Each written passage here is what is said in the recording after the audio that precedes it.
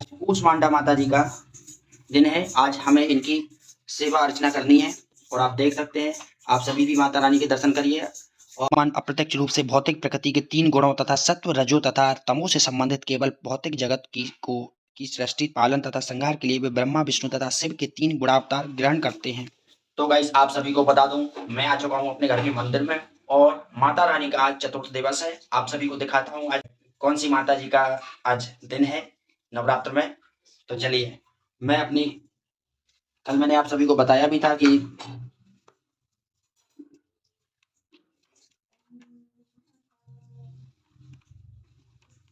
आज कूष्मांडा माता जी का दिन है। आज हमें इनकी सेवा अर्चना करनी है और आप देख सकते हैं, आप सभी भी माता रानी के दर्शन करिए और अपने आप को सफल बनाइए। और आपको हम अपने जवारों का भी दर्शन करा देते हैं।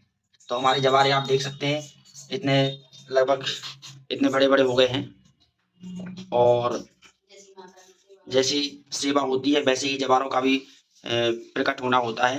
तो इसलिए दोस्तों, सेवा में पूरी श्रद्धा के साथ, पूरे विश्वास के साथ माता रानी की सेवा करनी चाहिए। उसी में सभी का हित होता है। और चलिए, आज मैं आज के पाठ को प्रारंभ करता हूँ दोस्तों। तो अभी थोड़ी देर से आप सभी से मिलते हैं।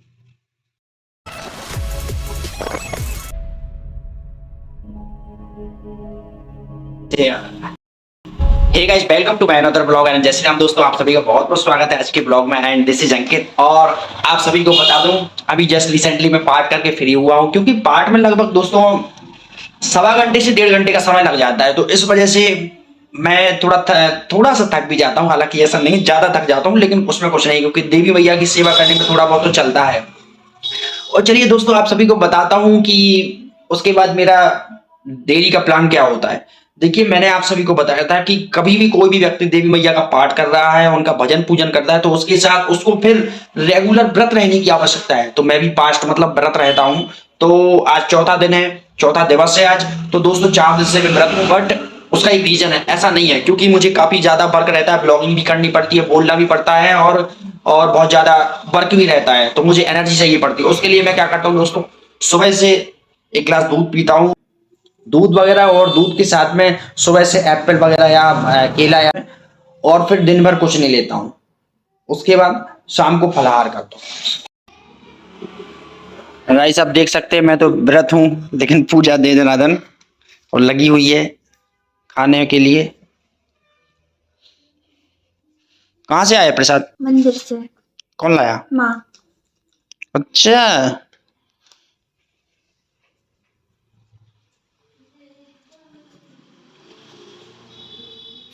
इसको खाओ पहले।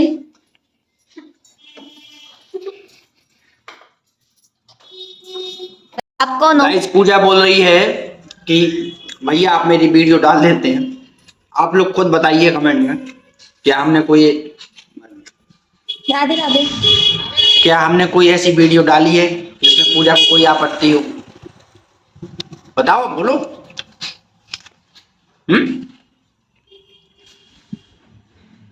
आप एप्पल कैसा खा रहे? हड्डी जैसा तो दिखा रहे एप्पल कहाँ है? दिखा रहे तो हाथ करना आगे। देखो ये कैसे एप्पल खाते।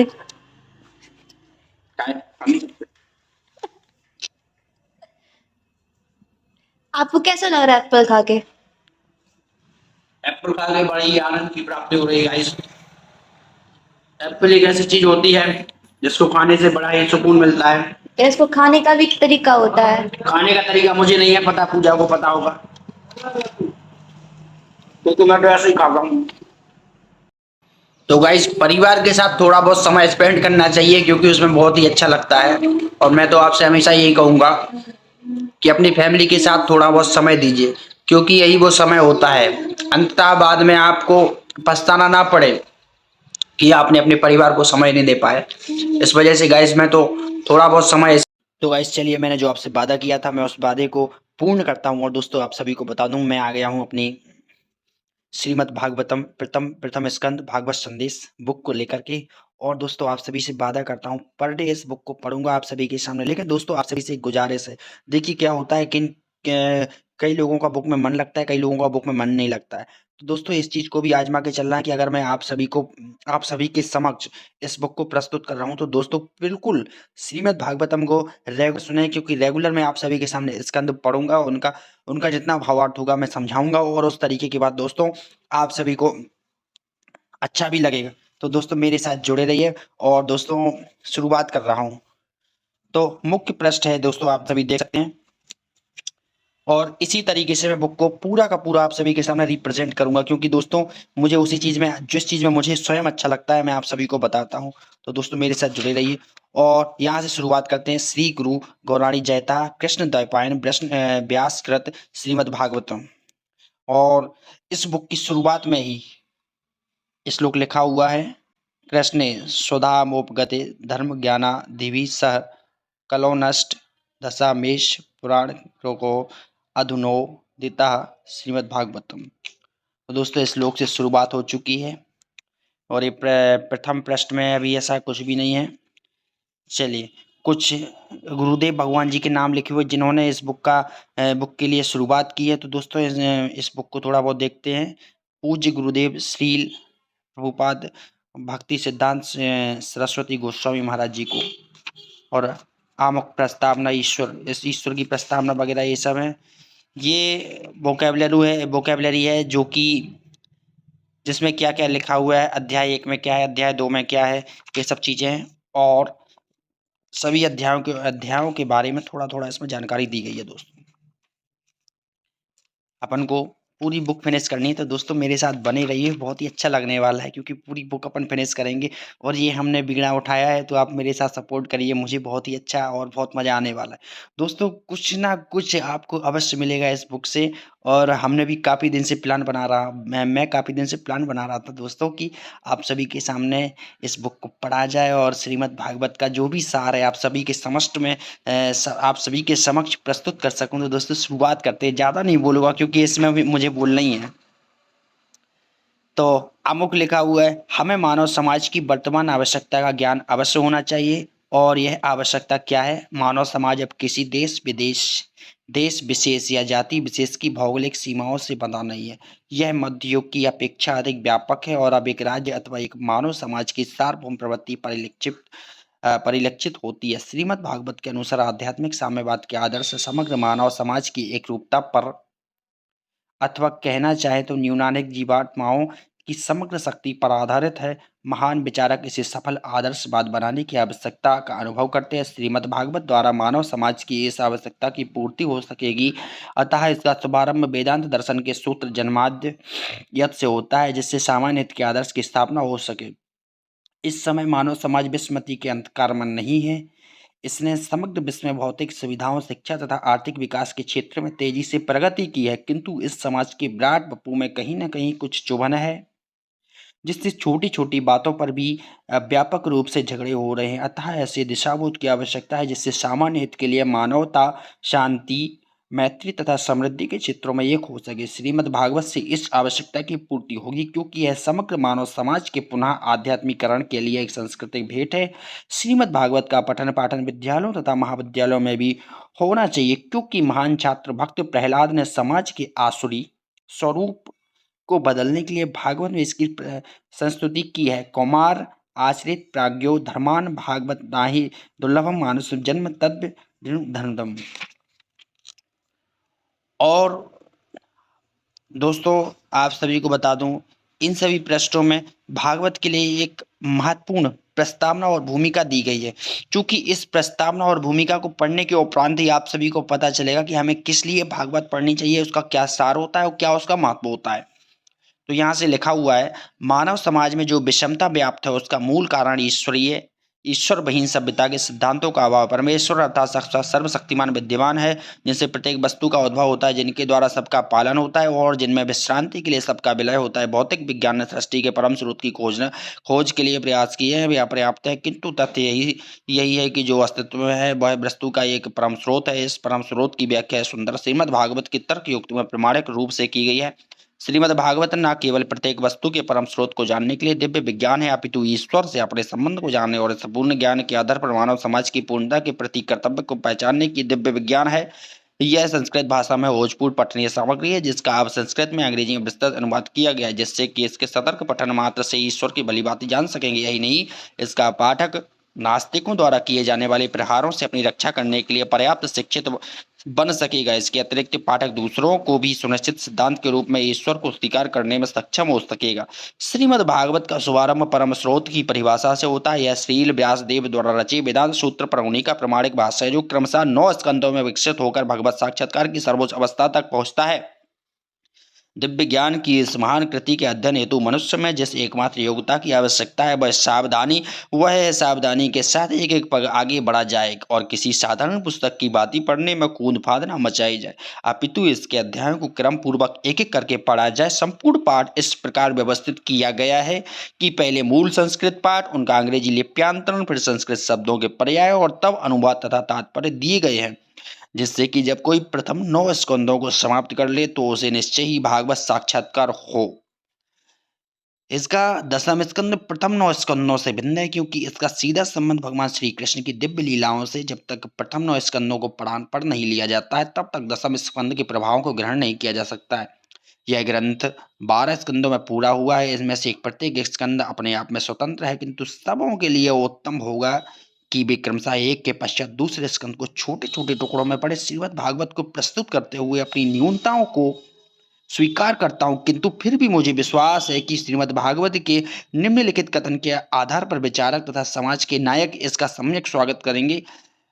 इसके विपरीत वह साहित्य जो अनंत भगवान के नाम, यश रूप तथा लीलाओं की दिव्य महिमाओं के वर्णनों से परिपूर्ण है, एक दिव्य रचना है जो इस विश्व की गुमराह की गई सभ्यता के अपवित्र जीवन में क्रांति लाने के उद्देश्य से रची गई है।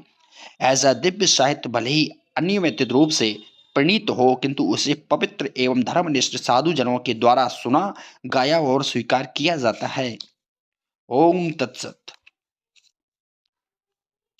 प्रस्तावना यहां से शुरू होती है गाइस। यह भागवत पुराण सूर्य के समान प्रकाशमान है और इसका उदय धर्म ज्ञान आदि के साथ भगवान श्री कृष्ण द्वारा निज धाम को प्रयाण करने के पश्चात ही हुआ है। जिन व्यक्तियों ने कलयुग में अविद्या के घोर अंधकार के कारण अपनी दृष्टि खो दी है, उन्हें इस पुराण से प्रकाश प्राप्त होगा। भारत का कालातीत ज्ञान प्राचीन संस्कृत ग्रंथों अर्थात वेदों में व्यक्त हुआ है, जो मानव ज्ञान के समस्त क्षेत्रों को स्पर्श करने वाले हैं। प्रारंभ में इसका संरक्षण मौखिक परंपरा द्वारा होता रहा, किंतु 5000 वर्ष पूर्व सर्वप्रथम भगवान के साहित्यिक अवतार श्रील व्यासदेव ने वेदों को लिखित रूप प्रदान किया। वेदों के संकलन के पश्चात उन्होंने उनके सारांश को वेदांत सूत्र के रूप में प्रस्तुत किया। श्रीमद् भागवत पुराण स्वयं व्यासदेव द्वारा विरचित उनके वेदांत सूत्र का भाष्य है। इसका प्रणयन उन्होंने अपने आध्यात्मिक जीवन की परिपक्व अवस्था में अपने गुरु नारद मुनि के निर्देशन में किया था। वैदिक वाइड में रूपी वृक्ष का परिपक्व फल कहा जाने वाला है। श्रीमद् भागवत वैदिक ज्ञान का सर्वाधिक पूर्ण एवं प्रमाणिक भाष्य। श्रीमद् भागवत की रचना कर लेने के पश्चात व्यास जी ने अपने पुत्र मुनि सुखदेव गोस्वामी को इसका सार कौन है बात करते हैं। श्रीमद् भागवत के प्रचारक भगवान श्री चैतन्य के जीवन तथा उपदेशों का संक्षिप्त परिचय। तो यहाँ से भगवान चैतन्य महाप्रभु के जो मुख्य हैं, जिनकी आराध्यता और जिनके जीवन के संघर्षों को इसमें दर्शाया गया है बुक में। तो दोस्तों यहीं से शुरुआत करते हैं और आप अब यहाँ से थोड़ा सा अपना ध्यान ज्यादा दें। चलिए शुरुआत करते हैं गाइस। ईश्वर प्रेम के महान दूत तथा पवित्र भगवत नाम के सामूहिक कीर्तन के प्रवर्तक भगवान श्री चैतन्य महाप्रभु बंगाल प्रांत के नवदीप नगर के श्रीधाम मायापुर स्थान में फाल्गुन पूर्णिमा की संध्या को अवतीर्ण हुए। उनके पिता श्री जगन्नाथ मिश्र सिलहट जिले के एक विद्वान ब्राह्मण थे, जो विद्यार्थी के रूप में नवदीप आए थे, क्योंकि उस समय नवदीप शिक्षा तथा संस्कृति का केंद्र माना जाता था। वे नवदीप के महान विद्वान श्रील नीलांबर चक्रवर्ती की पुत्री श्रीमती सची देवी से विवाह करने के पश्चात गंगा नदी के तट पर निवास करने लगे। श्री जगन्नाथ मिश्र को उनकी पत्नी श्रीमती सची देवी से कई पुत्रियां हुई, जिनमें से अधिकांश की मृत्यु कच्ची आयु में ही हो गई थी। उनके 2 पुत्र बचे रहे, जिनके नाम श्री विश्वरूप तथा श्री विशंबर थे, जिन्हें उनके माता पिता का प्यार प्राप्त हो सका। विशंबर उनकी 10वीं तथा सबसे छोटी संतान थे, जो आगे चलकर निमाई पंडित के रूप में नाम से विख्यात हुए और संन्यास आश्रम ग्रहण करने के बाद भगवान श्री चैतन्य महाप्रभु कहलाए। भगवान श्री चैतन्य महाप्रभु अपनी दिव्य लीलाओं को प्रदर्शित करने के बाद पुरी में अंतर्धान हो गए। वे अपने प्रथम 24 वर्षों तक विद्यार्थी तथा गृहस्थ के रूप में नवद्वीप में रहे। उनकी पहली पत्नी श्रीमती लक्ष्मी प्रिया थी, जिनकी मृत्यु अल्पायु में हो गई जब महाप्रभु अपने नगर से बाहर गए हुए थे। जब वे पूर्वी बंगाल से लौटकर आए तो उनकी माता ने दूसरा ब्याह करने का आग्रह किया, जिसे उन्होंने मान लिया। उन्हें उनकी दूसरी पत्नी का नाम विष्णुप्रिया देवी था, जिन्हें आजीवन अपने स्वामी का वियोग सहन करना पड़ा, क्योंकि उन्होंने 24 वर्ष की आयु में संन्यास ग्रहण कर लिया। जब श्रीमती विष्णुप्रिया मुश्किल से 16 वर्ष की थी, संन्यास ग्रहण करने के बाद महाप्रभु ने अपनी माता श्रीमती सची देवी के आग्रह पर जगन्नाथपुरी को अपनी कर्मभूमि बना लिया। भगवान वहां पर 24 वर्षों तक रहे। इनमें से उन्होंने 6 वर्ष भारत, विशेष रूप से संपूर्ण दक्षिण भारत में श्रीमद् भागवत का उपदेश देते हुए निरंतर भ्रमण करने में बिताए। भगवान चैतन्य ने न केवल श्रीमद् भागवत का उपदेश दिया, अपितु भगवत गीता का भी अत्यंत व्यवहारिक ढंग से प्रचार किया। भगवत गीता में भगवान श्री कृष्ण को परम भगवान के रूप में अंकित किया गया है। दिव्य ज्ञान के इस महाग्रंथ में उनका अंतिम उपदेश यह है कि मनुष्य को चाहिए कि वह समस्त धार्मिक कृत्यों की सारी विधियों को त्याग कर भगवान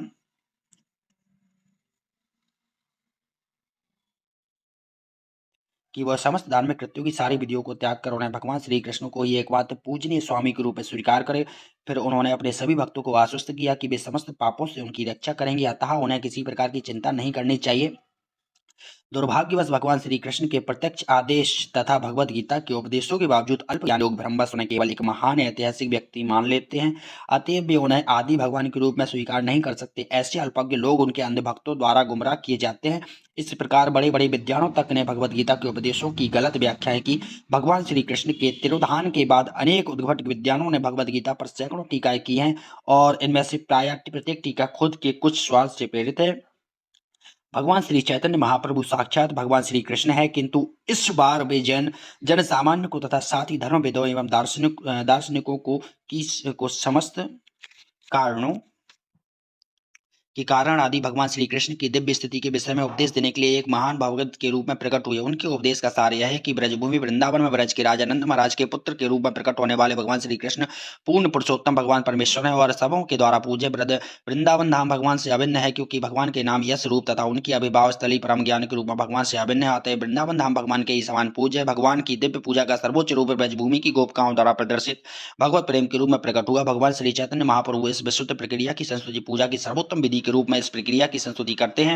वे भगवान को समझने के लिए श्रीमद् भागवत पुराण को निष्कलंक साहित्य मानते हैं, और वे उपदेश देते हैं कि सारे मनुष्यों के जीवन का चरम लक्ष्य भगवत प्रेम को प्राप्त करना है। भगवान चैतन्य के अनेक भक्तों ने, जैसे कि वृंदावन धाम जैसे ठाकुर श्री लोचनदास ठाकुर, श्री कृष्णदास कविराज गोस्वामी, श्री कवि कर्णपुर, श्री प्रबोधानंद सरस्वती, श्री रूप गोस्वामी, श्री सनातन गोस्वामी, श्री रघुनाथ भट्ट गोस्वामी, श्री जीव गोस्वामी, श्री गोपाल भट्ट गोस्वामी, श्री रघुनाथ दास गोस्वामी ने तथा विगत 200 वर्षों में श्री विश्वनाथ चक्रवर्ती, श्री बलदेव विद्याभूषण, श्री श्यामानंद गोस्वामी, श्री नरोत्तम दास ठाकुर, श्री भक्ति विनोद ठाकुर तथा अंत में श्री भक्ति सिद्धांत सरस्वती ठाकुर हमारे गुरु महाराज तथा अन्य अनेक महान विख्यात विद्वानों तथा भक्तों ने भगवान के जीवन तथा उनकी शिक्षाओं के विषय में बड़े बड़े ग्रंथ लिखे हैं। ऐसे ग्रंथ वेदों, पुराणों, उपनिषदों, रामायण, महाभारत तथा मान्य आचार्यों द्वारा स्वीकृत अन्य इतिहासों एवं प्रमाणिक साहित्य जैसे शास्त्रों पर आधारित है। उनकी रचना अद्वितीय है और उनका प्रस्तुतिकरण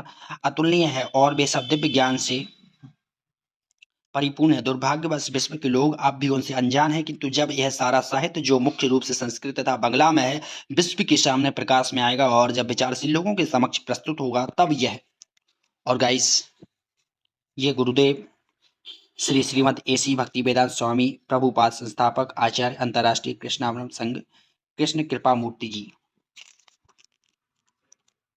और यहाँ पे कुछ अकल्पनीय दर्शन दिए गए हैं।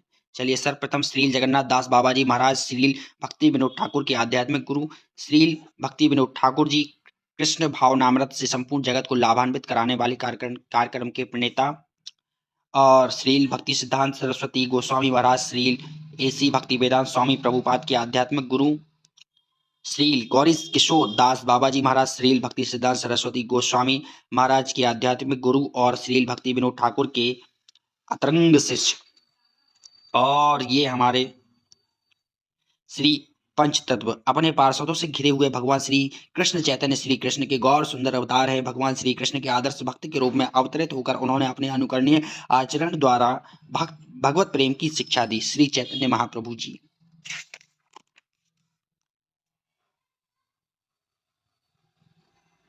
हे प्रभु वसुदेव नंदन श्री कृष्ण, हे सर्वव्यापी पुरुषोत्तम भगवान, मैं आपको प्रणाम करता हूँ। मैं भगवान श्री कृष्ण का ध्यान करता हूँ क्योंकि वे परम सत्य हैं तथा प्रकट ब्रह्मांडों की सृष्टि, पालन तथा संहार के सभी कारणों के आदि कारण हैं।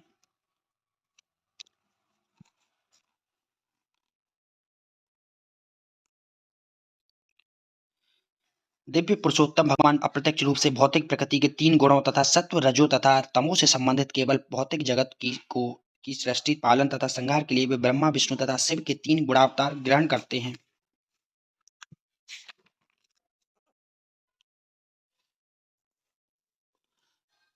19वें तथा 20वें अवतारों में भगवान ने वृष्णि कुल में यदुवंश में भगवान बलराम तथा कृष्ण के रूप में अवतरित हुए। इस तरह उन्होंने संसार की भार को दूर किया है।